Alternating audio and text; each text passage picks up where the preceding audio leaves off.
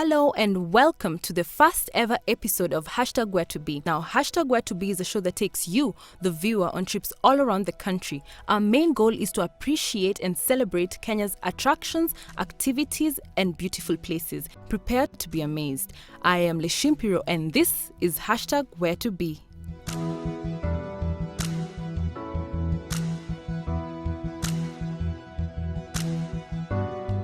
Karibu tena. Now on to our first location for the day. Stay put, you just might learn something. Situated at Bellevue off Mombasa Road, only 5 kilometers away from the Nairobi Central Business District and 12 kilometers away from the Jomo Kenyatta International Airport, stands the Boma Nairobi. I am at the Boma Nairobi, one of the most luxurious 5-star hotels in town. Now, the Boma hotels are designed to be a haven and an ideal place for people from all over the world to come together. The O in the Boma logo is a circle representing a group of people meeting together. Come, let's explore this place.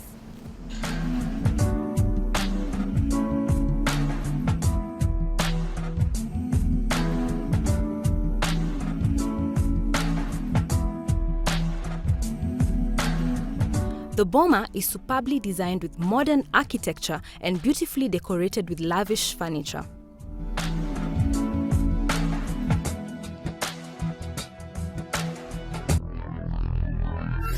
Experience luxury and comfort in these modern contemporary designs.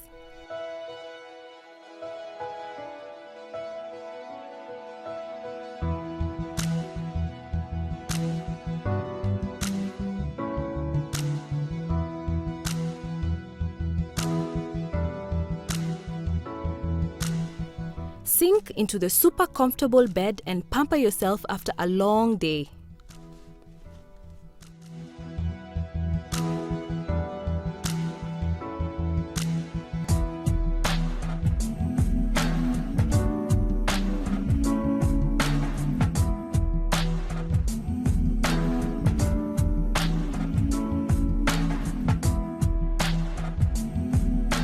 148 luxury rooms, just like this one.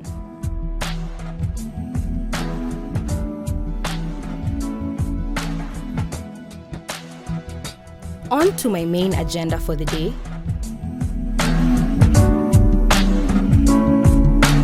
Have you ever been out for a dinner, a date, or a business luncheon at a fancy restaurant and were completely clueless about what knife to use for what or the proper dining etiquette? Don't you worry, we've got you covered.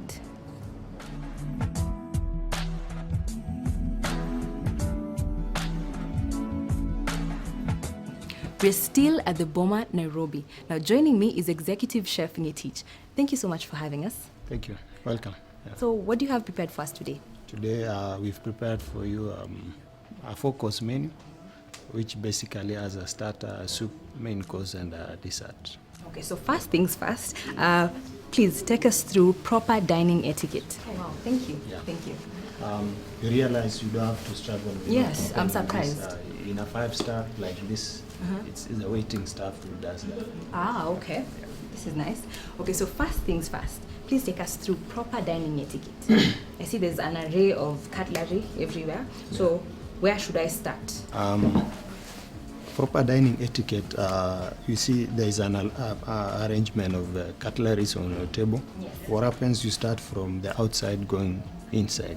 Okay. So whenever you have a starter, you start with what is on the extreme outside. So basically, this is the one for the starter. Okay.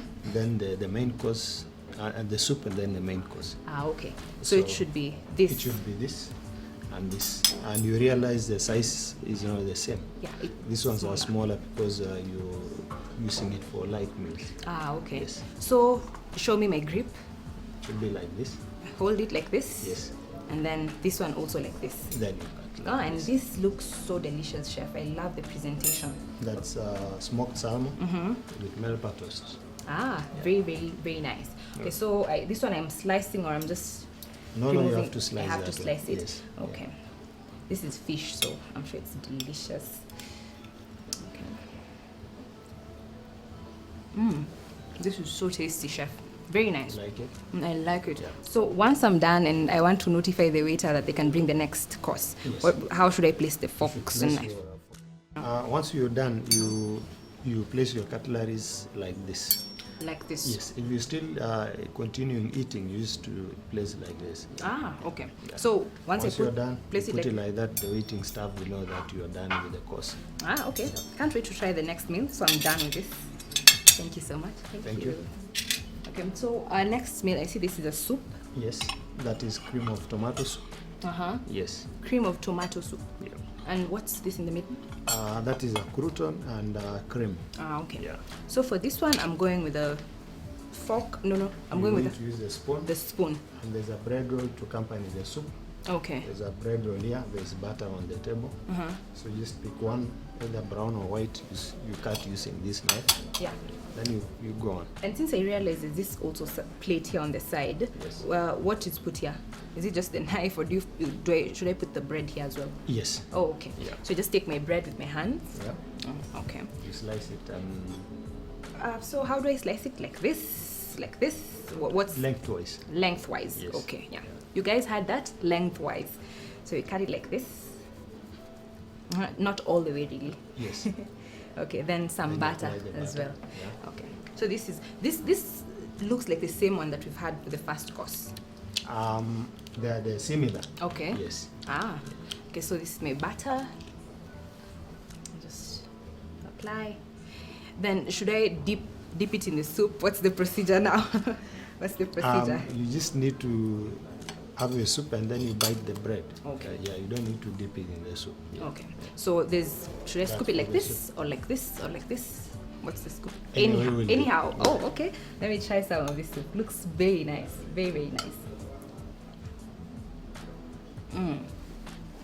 Very tasty. Thank you. So I'm done with this. Yeah. My spoon. The Where do spoon, I you just place it on I just place it on the soup.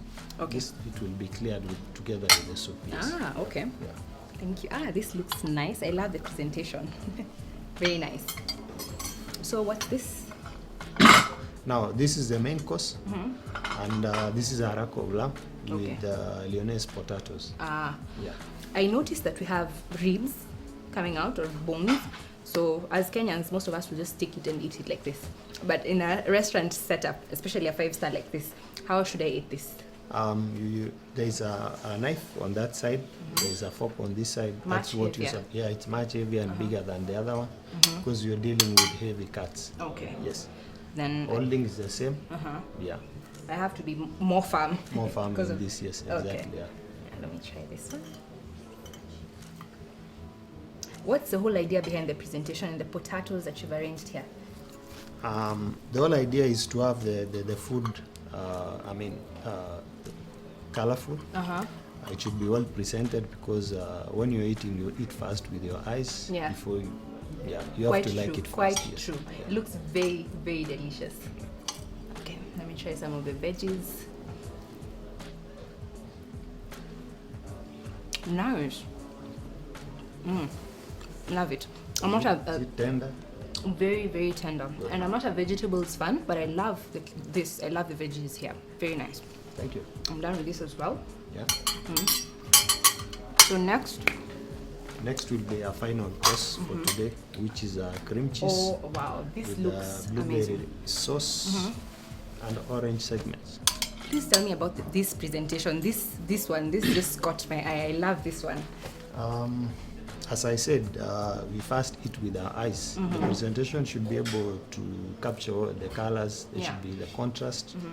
Should be well arranged on the plate, and there should be a symmetry when it comes to placing, so that you don't have the food on one side of the plate and the other side is empty. Okay. Yeah. Is this fruit on the side? Yes, that is orange fillets. Okay. Yeah. I hope you guys at home can see this. And the sauce on that side is a blueberry sauce, Ah. the black one. Okay.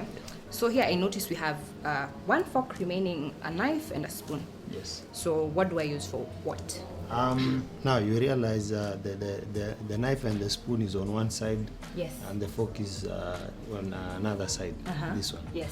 So it means you must use this and either of the other one. Ah, okay. So what happens? Yes, this one is automatic, and then from there, depending on what you're eating as a dessert, if it's something hard, you have to use a knife For example, if you're eating a fruit, okay. a plate of fruit, so you have to use a fork and a knife. But if it's something which involves maybe a sauce or an ice cream, that's when you can use a spoon. Okay. Yeah. So for this case, you can use either. But I'll most go with the preferably the spoon and the fork. Okay, so I'll go with the fork and the spoon. So this is for cutting, sort of cutting and separating. Yes. Then this is for the biting now. Yes. Okay. So I just get this. This looks, oh my god, I love desserts. I love desserts. This looks amazing.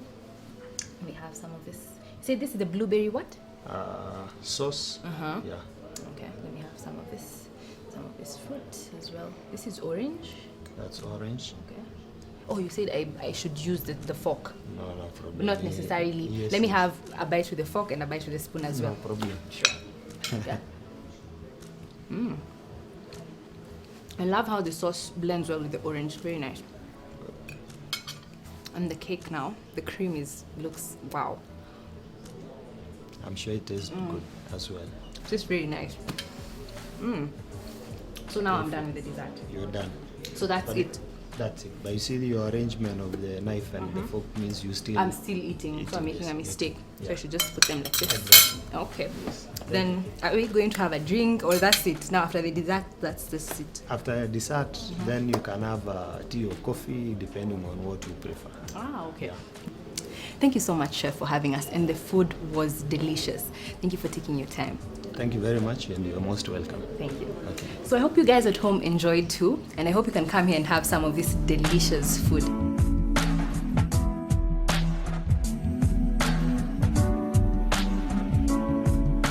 Hope you enjoyed that piece. Now up next, a tour of the most photographed house in Africa. Away from the hustle and bustle of Nairobi, located on the Athi Plains overlooking the Nairobi National Park, lies the African Heritage House. Alan Donovan, who drew his inspiration from a variety of African cultural themes, designed the house, and building commenced in 1989. The main inspiration behind the exterior architecture of the house is the Great Mosque of Geni in Mali, the largest earthen structure in the world.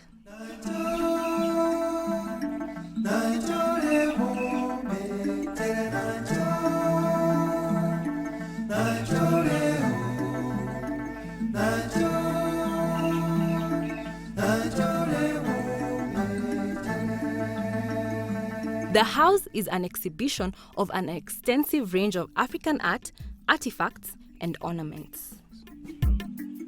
Joining me is Alan Donovan, founder of the African Heritage House. Thank you so much for having us, Alan. You're welcome. Thank you. Okay, tell us a bit about the African Heritage House. Well, the African Heritage House is based on the mud architecture, the lost architecture of Africa, because a lot of that architecture was washed away and never replaced, like the ancient palaces and all the pre-colonial architecture of Africa. And we're standing in the pool house now, which was designed from Swahili traditional architecture by Joy Mboya, who has the go-down now. But at that time, she was a singer at African Heritage, and she was also a trained architect. So she designed this pool house. And this is the oldest sculptor of East Africa. His name is Francis Nagenda from Uganda, and he started sculpting in the early 1960s, just after independence. And he's still working, still producing sculptures. Okay. So what's the whole idea behind this sculpture? Well, this sculpture is called 3-in-1. It's typical of some of Nagenda's works with the sort of halos and the mixture, confluence of forms. Wow. How about the rooftop decoration, the roof decoration? These are all fish traps from the Indian Ocean and Lake Victoria for trapping fish and lobster. We now take a short break, but we'll be right back.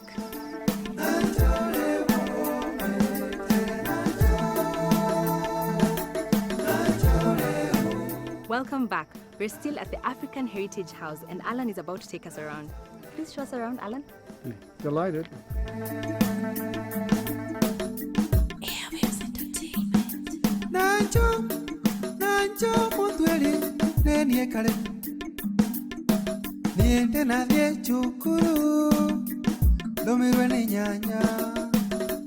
Oh, this looks quite interesting. Tell us a bit about this. This is the symbol of African heritage. It was a mask like this that brought Joe Marumbi and I together with his wife Sheila to open African Heritage. And this is from the Baga tribe in Guinea, in West Africa. It's a helmet mask worn on the head, very grand. And it was the logo on all our letterheads, receipts, shopping bags, everything, when we had opened the gallery, African Heritage on Kenyatta Avenue. And this is my book. This is my journey through African heritage, and it tells the history of the house and building the house and all the architecture and the decor, as well as the history of African Heritage Gallery. And this is some of the music from African Heritage, like Ayub Ogada, and you'll hear today one of his proteges, Papillon.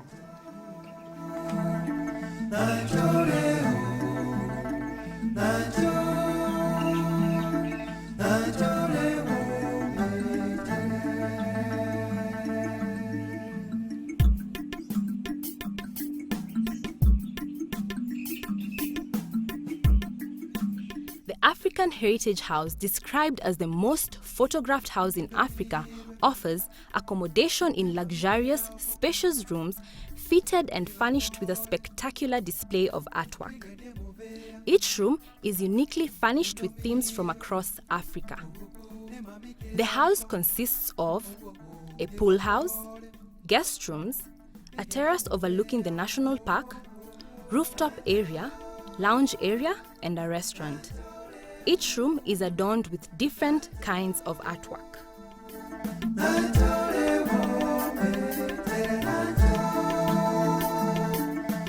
Now this is a 100-year-old Acacia nilotica, or the umbrella tree. The bark of this tree is used by the Maasai and Samburu as a nerve stimulant, but here this tree is used as wedding grounds. Late Professor Wangari Maathai's daughter Wanjiru got off the train and got married right under this same tree. Some of the acclaimed guests who have visited the African Heritage House include Richard Branson, Walt Disney families, television stars, a World Bank president, Maharajas, and many others.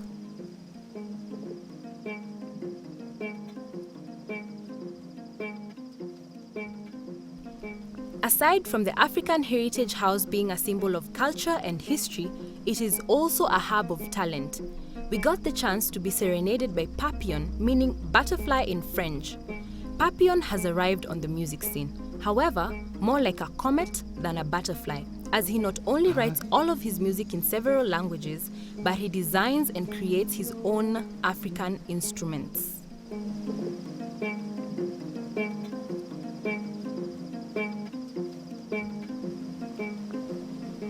Sadly, this brings us to the end of the show today. Remember, the African Heritage House is available for pre-arranged tours, meals, conferences, and overnight stays. So make plans in advance and visit this place. We sure had a splendid, splendid time. From us, it's Kwaheri.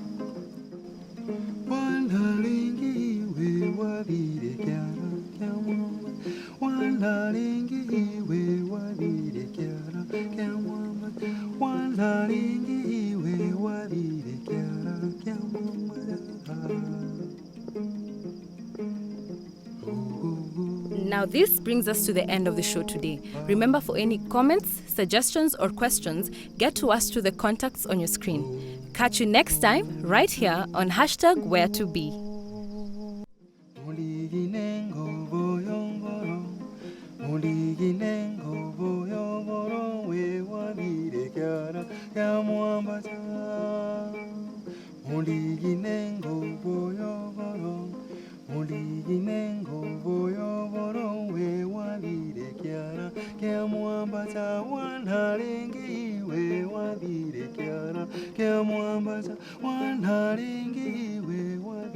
Kiara,